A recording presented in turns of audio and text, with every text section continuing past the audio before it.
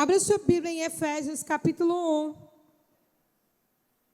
Efésios capítulo 1, verso 1 em diante. Diz assim, Efésios logo depois de Gálatas, né? Paulo, apóstolo de Cristo Jesus, por vontade de Deus, aos santos que vivem em Éfeso e fiéis em Cristo Jesus. Graça a vós outros e paz da parte de Deus, o nosso Pai, e do nosso Senhor Jesus Cristo. Bendito Deus e Pai do nosso Senhor Jesus Cristo, que tem nos abençoado com toda a sorte de bênção espiritual nas regiões celestiais. Em Cristo, assim como nos escolheu nele, antes da fundação do mundo, para sermos santos e irrepreensíveis perante ele em amor.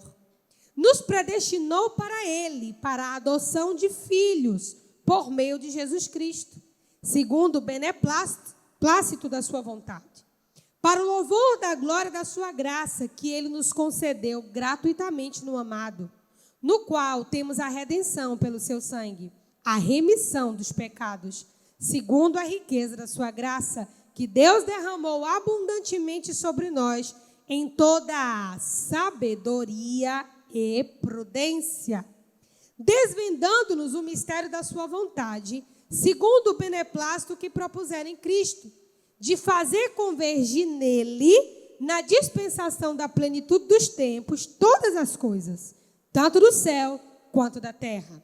Nele digo, no qual fomos também feito herança, predestinados segundo o propósito daquele que faz todas as coisas conforme o conselho da sua vontade, a fim de sermos para o louvor da sua glória, nós, os que de antemão esperamos em Cristo, em quem também vós, depois que ouvistes a palavra da verdade, o evangelho da salvação, tendo também nele crido, fostes então selado com o Espírito Santo da promessa, que é o penhor da herança até o resgate da sua propriedade em louvor da sua glória. Por isso também eu, tendo ouvido a fé que há entre vós no Senhor Jesus e o amor para com todos os santos, não cesso de dar graças por vós, fazendo menção de vós nas minhas orações, para que o Deus do nosso Senhor Jesus Cristo e Pai da glória vos conceda espírito de sabedoria, de revelação, no pleno conhecimento dele, iluminando os olhos do vosso coração, ou entendimento, para saberdes qual é a esperança do seu chamamento, qual a riqueza da glória da sua herança nos santos, qual a suprema grandeza do seu poder para com os que cremos, segundo a eficácia da força do seu poder, o qual exerceu ele em Cristo, ressuscitando-o dentre os mortos e fazendo sentar à sua direita nos lugares celestiais, acima de todo principado, potestade, poder, domínio, de todo nome que se possa referir, não só no presente século, mas também no vindouro. E pôs todas as coisas debaixo dos seus pés, e para ser o cabeça sobre todas as coisas, o deu à igreja, a qual é o seu corpo, a plenitude daquele que tudo enche em todas as coisas. Amém? Glória a Deus. Vamos ler o verso 22 e 23 juntos? E pôs todas as coisas debaixo dos seus pés, para ser o cabeça sobre todas as coisas, o deu à igreja, a qual é o seu corpo, a plenitude daquele que a tudo enche em todas as coisas. Curva a sua cabeça, vamos orar. Pai, em nome de Jesus, nós te agradecemos nessa noite, Senhor, pelas orações, pelos louvores, pela palavra do nosso irmão. Pai, nós te damos graças porque sabemos que o Senhor tem cuidado de nós. Como diz a tua palavra, lançando sobre ti toda a nossa ansiedade, porque o Senhor tem cuidado da nossa vida. Nós sabemos, papai, que há batalhas que os nossos olhos não veem, mas sabemos também que temos um Deus que peleja as nossas guerras e estamos guardados, papai, sob a potente mão do Altíssimo. Nós oramos pela sua palavra nessa noite, pedindo revelação, entendimento, discernimento, papai, que a sua palavra ache um lugar no nosso coração. Que esse ambiente agora, Senhor, seja fechado pela sua presença, que nenhuma interferência ou distração venha aqui, mas que apenas a sua palavra, assim como a semente não estufa, alcance uma boa terra, Deus, e hajam frutos, Senhor, para o louvor do teu nome. Nós oramos em nome de Jesus. Você pode dizer amém? Glória a Deus. O apóstolo Paulo, ele está escrevendo à igreja que estava em Éfeso, e logo nesse primeiro capítulo, ele fala para os irmãos de Éfeso qual que era a oração dele. O que é que ele orava a Deus acerca daqueles irmãos? O que é que ele pedia a Deus sobre aqueles irmãos? Não é? Ele fica feliz de saber que os irmãos têm fé, ele ouve da fé desses irmãos, mas ele vai dizer o que ele faz por esses irmãos.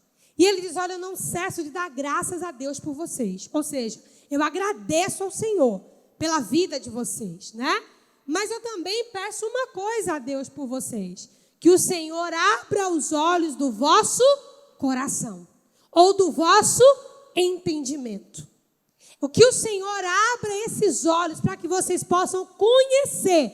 Aí ele vai listar algumas coisas que aqueles irmãos não conheciam. A fé daqueles irmãos, com licença da expressão, mas era muito simples. Era uma fé básica, digamos assim. Eles tinham conhecido a verdade, foram selados pela promessa, como o próprio Paulo disse, que é o Espírito Santo, o penhor, até o dia que o Senhor chamar a igreja, o Espírito Santo está aqui como penhor, né? Mas Paulo diz, olha, tem uma coisa que eu estou pedindo a Deus por vocês. Não é algo que eu já estou agradecendo, é algo que eu estou pedindo a Deus por vocês. Aí é quando ele diz aqui, a partir do verso 17, que ele vos conceda espírito de sabedoria, de revelação, no pleno conhecimento dele. Como que a gente vai conhecer a Deus plenamente? Tendo iluminado os olhos do vosso coração, para saberes qual é a esperança do seu chamamento, ou seja, nós somos chamados por Deus, mas em que esperança exatamente? Na prática, o que isso significa? Né? Aí ele segue aqui, qual a riqueza da glória da sua herança nos santos? Por que é uma riqueza tão grande a glória de Deus em nós? Que glória é essa? Como que ela opera? Como que ela funciona? Né? E aí ele diz aqui, qual a suprema grandeza do seu poder para com os que creem, segundo a eficácia do seu poder. Esse poder que ressuscitou Jesus dos mortos. Né?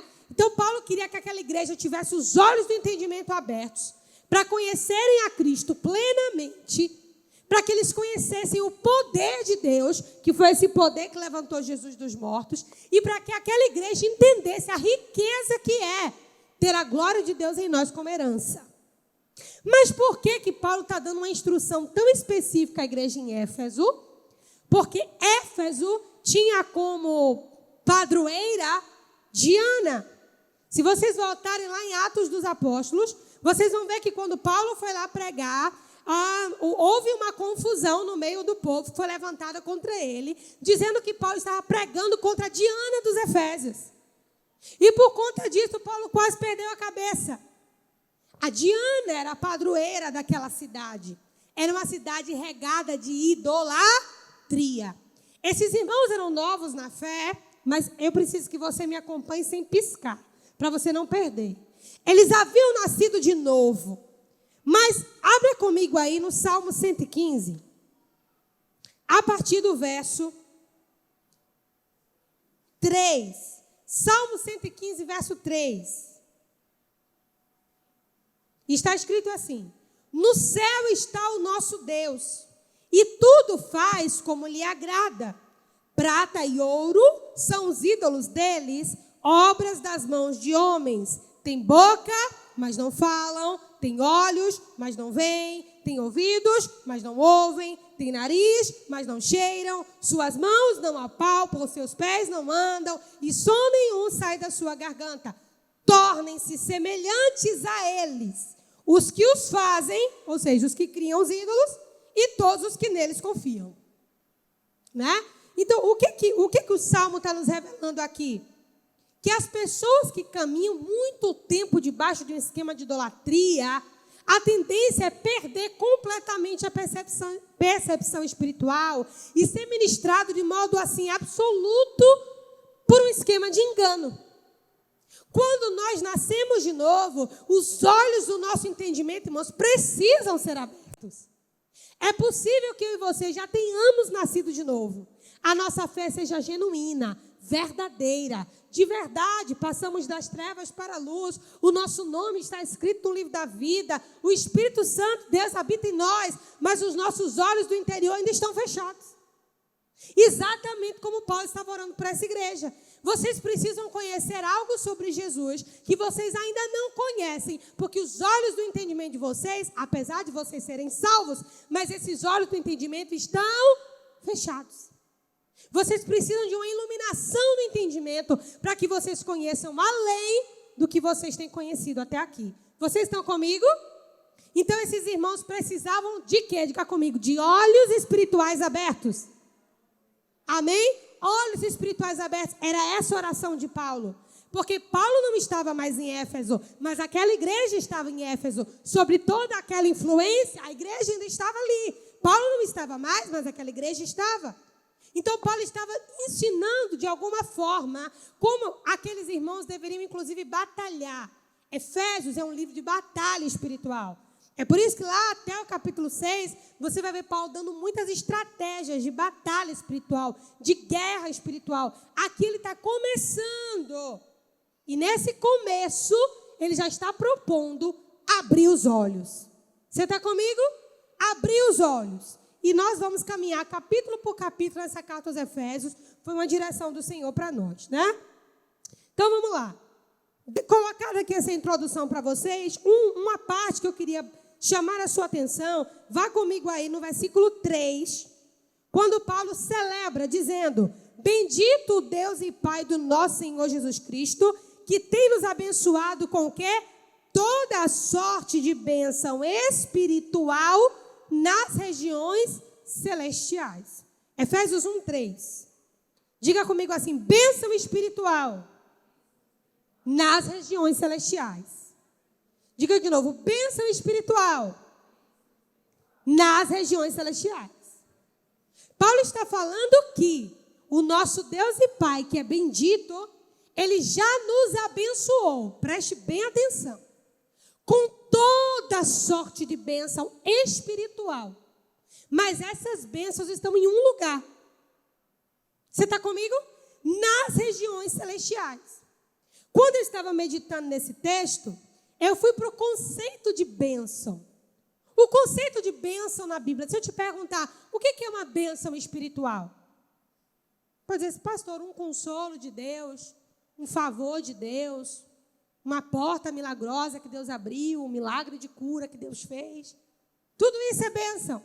Mas o conceito bíblico de bênção é aquilo que o maior impetra sobre o menor de modo profético.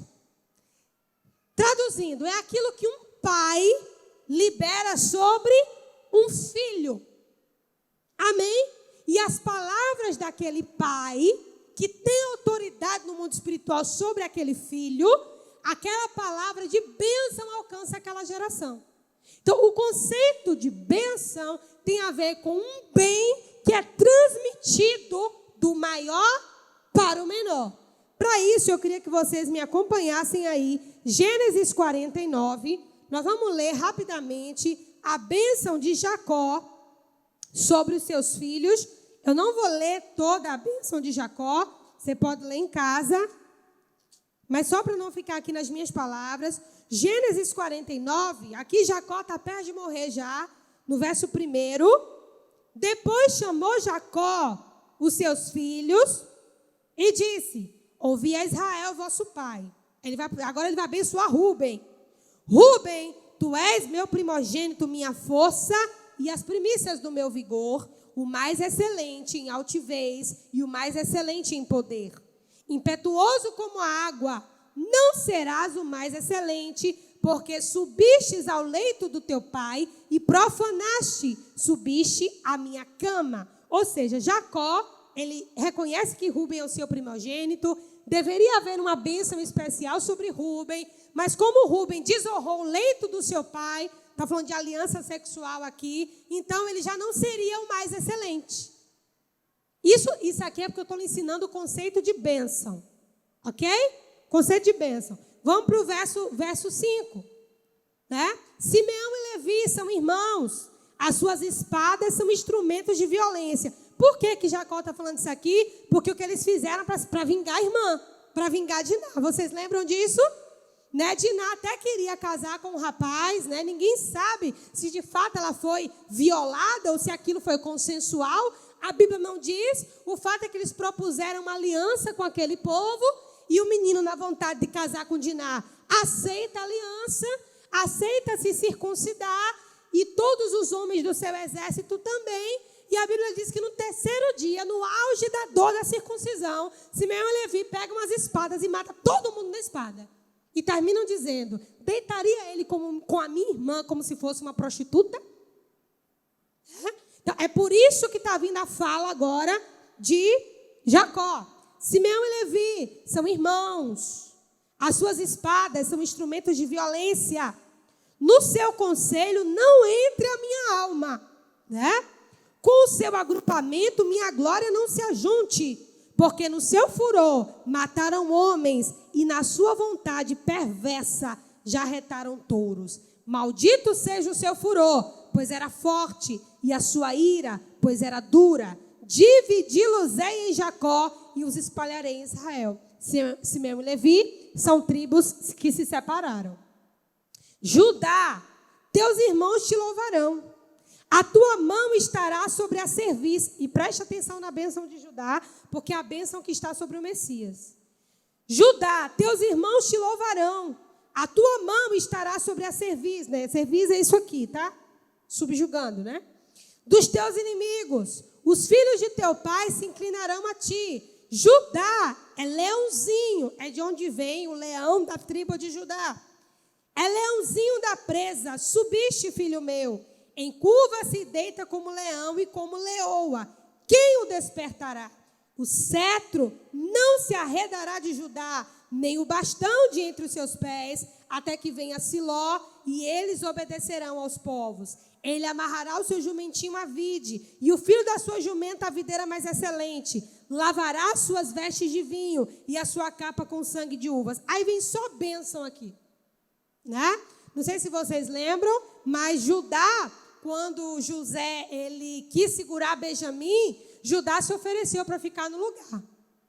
Né? Judá tem uma história meio macabra no passado dele, mas aqui ele entende que dava tempo de resgatar. E ele se entrega ali pedindo por tudo que não deixasse Benjamim, porque Jacó já havia perdido José. Né? Então, o conceito de bênção é aquilo que o maior transmite para o menor. No caso de Jacó, ele aqui recebeu do Senhor aquilo que ele profetizaria sobre os seus filhos. Amém, gente? E, de fato, o que Jacó profetizou sobre as 12 tribos, exatamente assim aconteceu. Então, quando a Bíblia diz bênçãos celestiais, bênçãos espirituais nas regiões celestiais, é aquilo que Deus designou para as nossas vidas. E Deus já designou para as nossas vidas toda a sorte de bênção. Tanto é que ele começa dizendo, bendito seja o Deus e Pai do nosso Senhor Jesus Cristo. E esse Pai fez o quê? Por que ele está usando o nome Pai aqui? Porque o Pai é que abençoa. Amém? Bendito seja o Deus e Pai do nosso Senhor Jesus Cristo, que nos abençoou com toda a sorte de bênção espiritual nas regiões celestiais. Tem mais um texto que eu queria ler com vocês. O texto de Hebreus 7, verso 4 ao 10. Hebreus está lá pertinho de Tiago. Quase chegando aí no final do Novo Testamento. Eu só estou fundamentando aqui o conceito de bênção para você, para que você não confunda a bênção com uma coisa material. A bênção pode até trazer uma coisa material, mas a bênção não é a coisa material. Né? Hebreus 7, do verso 4 em diante. Considerai, pois, como era grande Abraão, o patriarca, pagou o dízimo, tirado dos melhores despojos, os que dentre os filhos de Levi recebem sacerdócio, têm mandamento de recolher, de acordo com a lei, os dízimos do povo, ou seja, dos seus irmãos, embora tenham todos descendido de Abraão. É como que ele dissesse assim: os de Levi recolhem dízimos, mas eles são tudo do mesmo naipe. É todo mundo filho de Abraão, é todo mundo irmão. Mas Deus separou em Levi. Aí ele vai dizer agora, considerem como é grande Abraão. Aí ele vai continuar aqui, olha. Entretanto, aquele cuja genealogia não se inclui entre eles, recebeu o dízimo de Abraão, que é Melquisedeque. E abençoou o que tinha promessas. Evidentemente, é fora de qualquer dúvida que o quê? Que o menor é abençoado pelo maior. Então, o que ele está dizendo aqui? O menor é abençoado pelo maior. Ele está justificando, o autor aos Hebreus, que o sacerdócio de Melquisedeque, que é um homem que na Bíblia, digamos assim, não tem era nem beira, ninguém sabe de onde ele veio, para onde ele foi. Ele aparece nesse momento como um sacerdote, ele recebe dízimos de Abraão, abençoa Abraão e some.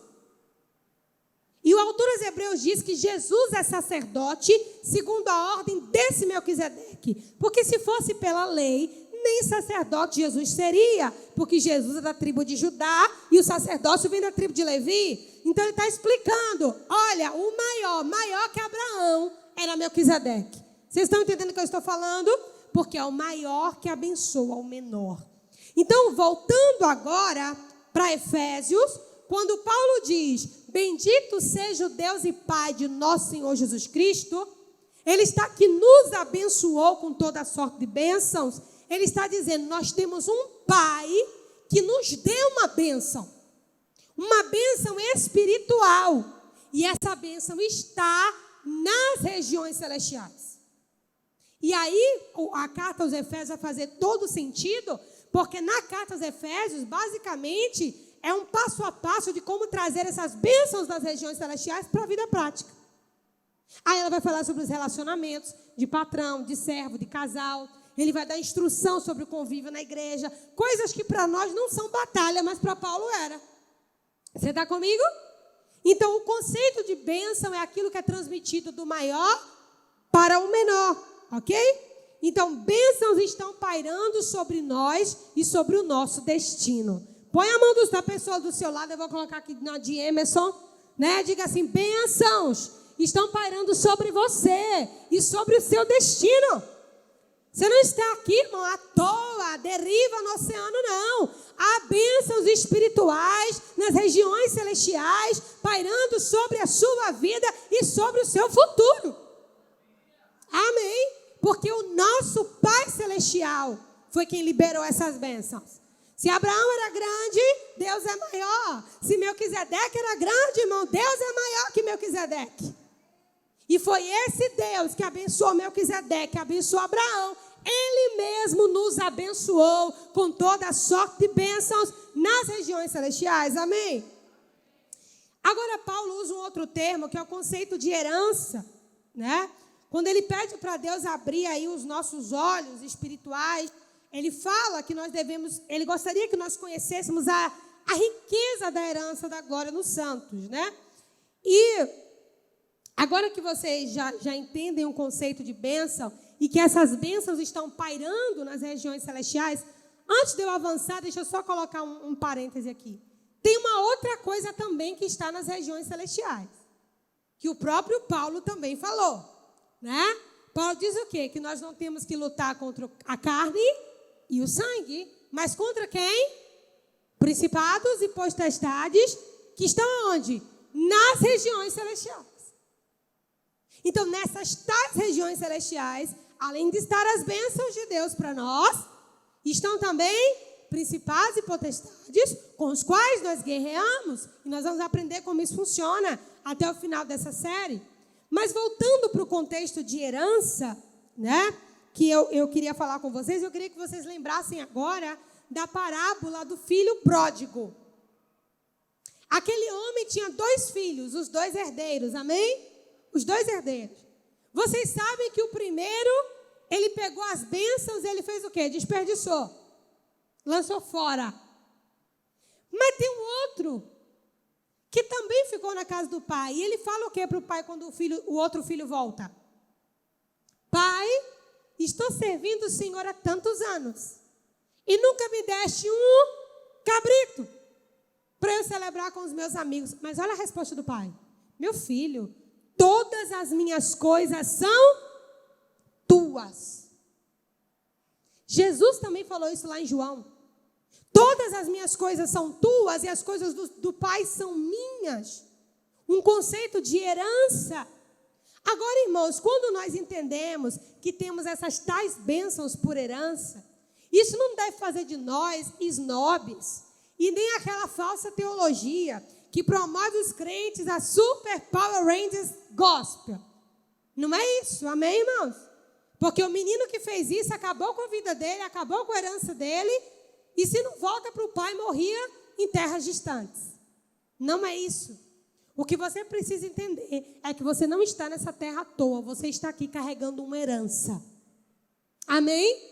Uma herança que é maior do que a que seus pais te entregaram, uma herança que é maior do que a cultura da nação te entregou, uma herança que é maior do que a cultura evangélica, gospel, cristã te entregou. Você carrega uma herança. E essa herança Paulo chama de glória, riquezas da glória nos santos. Eu fui para o conceito original de glória, e glória é difícil dar um conceito, porque tanto no grego quanto no hebraico então, tem significados muito diferentes, embora seja a mesma palavra para todos os versículos, mas são significados diferentes. Mas o significado que mais se adequou àquilo que eu li, eu anotei aqui para dividir com vocês. Só um minutinho aqui.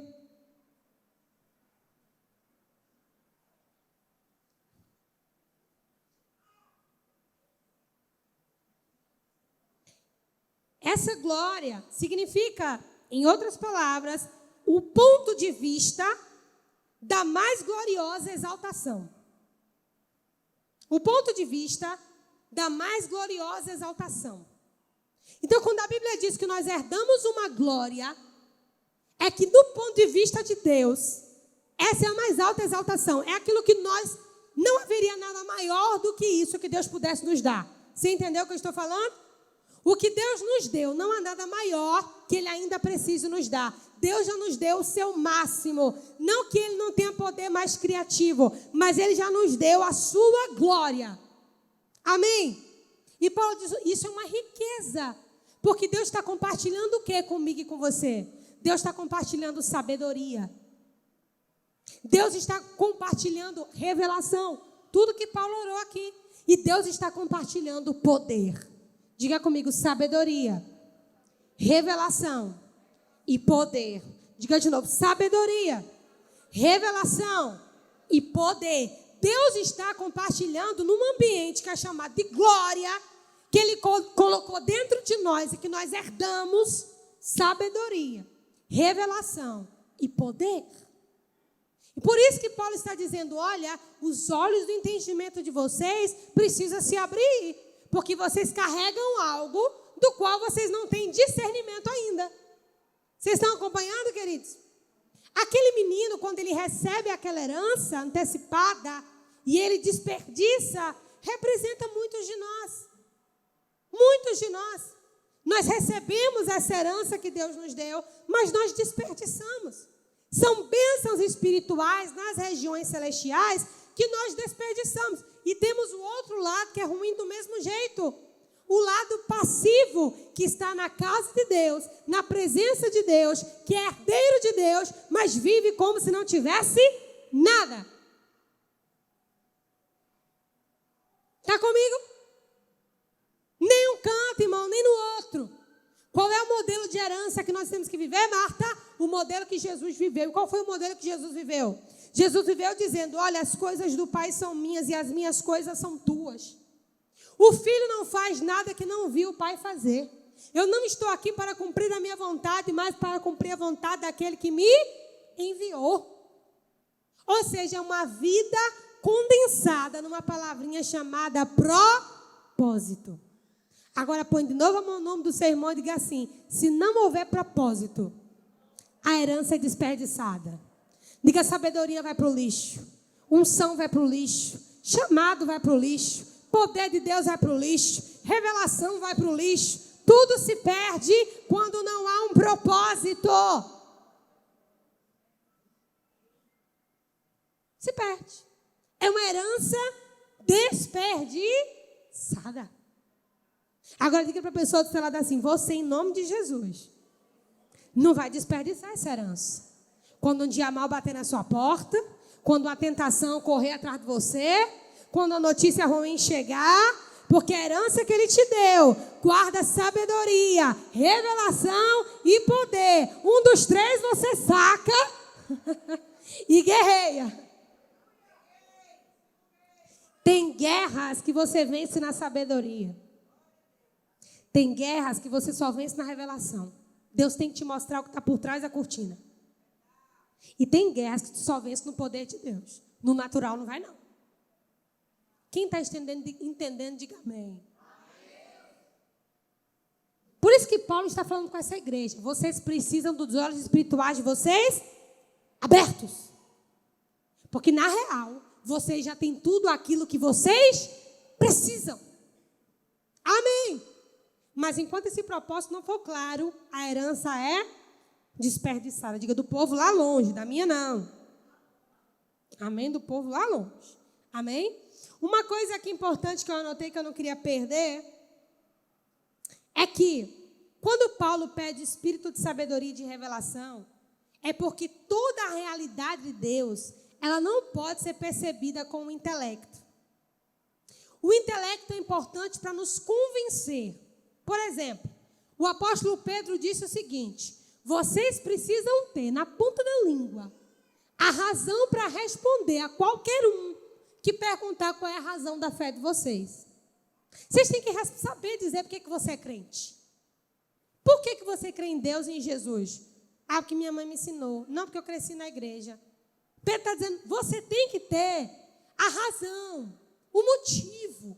Por que você está na presença de Deus? Por que você é crente? Você tem que ter na ponta da sua língua isso aí.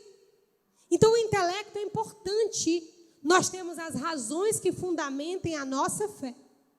Amém? Diga comigo, mas nem só de razão vive o evangelho. Amém? Por quê? Porque o mundo espiritual não está limitado às leis da física. Nem tudo fé vai explicar. Como se explica um homem que anda sobre as águas? Como? Como se explica transformar água em vinho sem nenhum fenômeno químico intencional visual? Transmutação de matéria. Como se explica um homem que está num lugar e aparece no outro, transladado? Há coisas que a fé é a própria explicação. Você está comigo? Então, é importante ter as razões da fé. Mas, gente, se nós queremos, e eu creio que aqui tem gente que deseja conhecer a Deus no nível um pouco maior, como eu falei aqui na casa de Esté, nós temos um Jesus que continua andando, operante, um Deus que trabalha até agora. Se você deseja conhecer esse movimento de Deus, você vai precisar de alguma coisa mais que seu intelecto. Toda a realidade de Deus, ela não pode ser compreendida só com o intelecto. E olha que eu gosto de estudar as escrituras, viu? Irmãos, mas vão ter momentos que todo o seu HD vai se esgotar.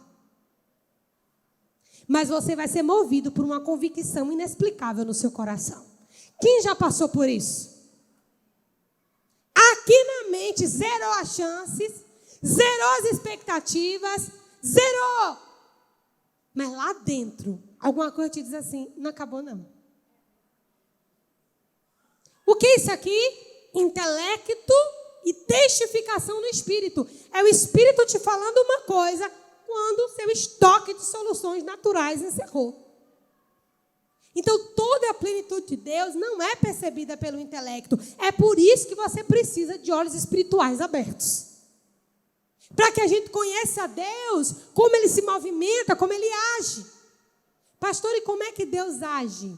Deus age através da sabedoria, da revelação e do seu poder. Ou um de cada vez, ou os três juntos. Mas Deus age por meio da sua sabedoria. Tem situação que o poder de Deus não resolve. É só a sabedoria do eterno. Você vai no conflito familiar. O poder de Deus não resolve, irmão.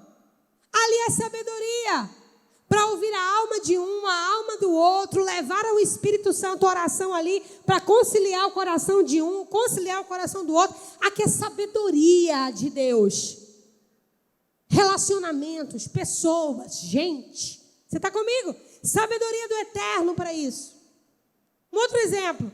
Você está numa situação que você sente que estão tramando alguma coisa contra você. Você percebe pelo Espírito Santo, porque a voz de Deus fala que tem alguma coisa de errado, mas suas antenas não captaram todo. Do que tu precisa? Revelação. Amém? Revelação. E existem outros momentos que você está fraco, que em você mesmo não há força. Do que tu precisa? Poder. Amém? A palavra dunamis, em outras palavras, ela significa poder encapsulado. Uma cápsula lançada que quando explode sai o poder. Um poder encapsulado. Amém, queridos? E aí vamos finalizar. Tudo isso que eu falei para vocês aqui, revelação, sabedoria e poder, estavam sobre Jesus. Um exemplo de Jesus se movendo em sabedoria. Quando aquela mulher apanhada em adultério é jogada aos pés dele. E os homens dizem, a lei manda apedrejar até a morte. E tu, o que dizes? Quando Jesus responde, confere. Agora, quem não tem pecado, que atira a primeira pedra. Isso aqui é poder, revelação ou sabedoria? Sabedoria. Sabedoria. Você está comigo? Sabedoria. Quando Jesus está lá no poço, e aquela mulher samaritana começa a fazer um bocado de pergunta, que Jesus responde pelo Espírito, ela entende pela carne. Jesus pergunta ela pergunta pela carne, Jesus responde pelo Espírito. Parece uma conversa de bêbado. Né? Jesus diz, eu tenho uma água, ela está onde que eu vou buscar? Olha. Né? Mas quando Jesus disse para ela assim, Jesus falou e ela não entendeu nada. Por quê? Porque os olhos estavam fechados. Aí Jesus viu que na sabedoria do relacionamento, de sentar com ela, de ter paciência para ouvir, de não se envergonhar, de estar no sol do meio-dia, publicamente com aquela mulher, aquilo não resolveu. Apenas chamou a atenção dela. Mas o que foi que resolveu? Revelação. Quando ele disse, vai, chama teu marido, vem cá. Ela disse, mas eu não tenho marido. Jesus, bem de certo, que eu tivesse 5, o que tens agora não é teu. A mulher, veja que tu és profeta. Pronto, evangelizou, salvou Samaria.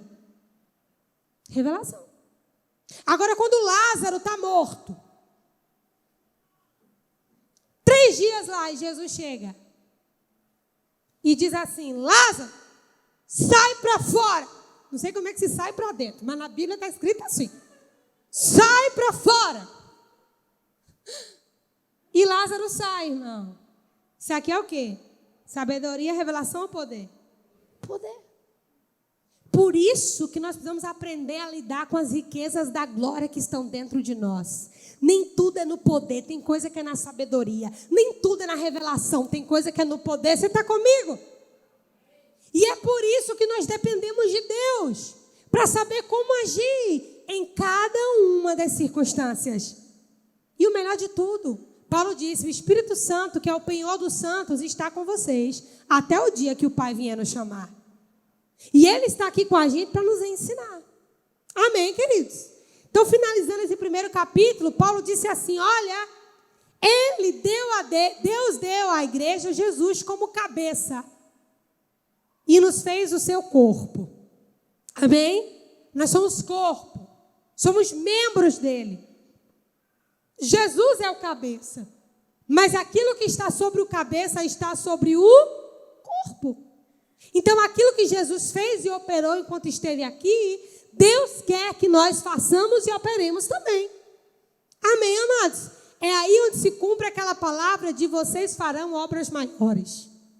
Amém, gente? Vocês farão obras maiores. Às vezes você está se debatendo, achando que tu precisa de uma ligação. Pastor, eu preciso de uma ligação confirmando aqui que deu certo. Não, eu preciso, na verdade, é que uma documentação seja aprovada. Não, na verdade, eu preciso que, eu preciso que alguém resolve isso aqui por mim. E você está ali se desgastando em situações pontuais. Pontuais. Irmãos, isso faz a gente cansar. E o diabo sabe que todo crente cansado é um crente fraco. Amém? Todo crente cansado é um crente fraco. Mas quando você estiver diante desse momento da sua vida aí agora, queria que você curvasse a sua cabeça agora. Nesse exato momento. Essa riqueza da glória que está dentro de você, que você herdou e não vai desperdiçar. Essa herança que você herdou e não vai desperdiçar. Dessa herança, o que você está precisando usar da parte de Deus? Sabedoria? Pastor, a situação que eu me encontro, só a sabedoria de Deus para mim dar um jeito. Não, pastor. Nessa situação que eu me encontro, Deus tem que me revelar, porque eu não estou entendendo nada. Preciso de revelação. Não estou entendendo nada. Ou você vai dizer, Senhor, eu estou precisando do teu poder mesmo, porque aqui homem nenhum resolve não. Só tua mão para resolver. Só o Senhor pode colocar a tua mão sobre esse negócio. Poder, sabedoria e revelação. Vá orando aí, vai dizendo, Jesus, abre os meus olhos. Como Paulo orou ali, pedindo para os irmãos de Éfeso terem os olhos do entendimento, para que eles não ficassem só naquele leitinho, eles começassem a entender de uma dimensão maior. Papai, o que eu estou precisando nesse tempo? Eu não quero ser o filho que desperdiçou a herança. E nem quero ser aquele filho que tinha tudo, mas vivia como se não tivesse nada. Oh, Senhor, abre os nossos olhos. Aleluia.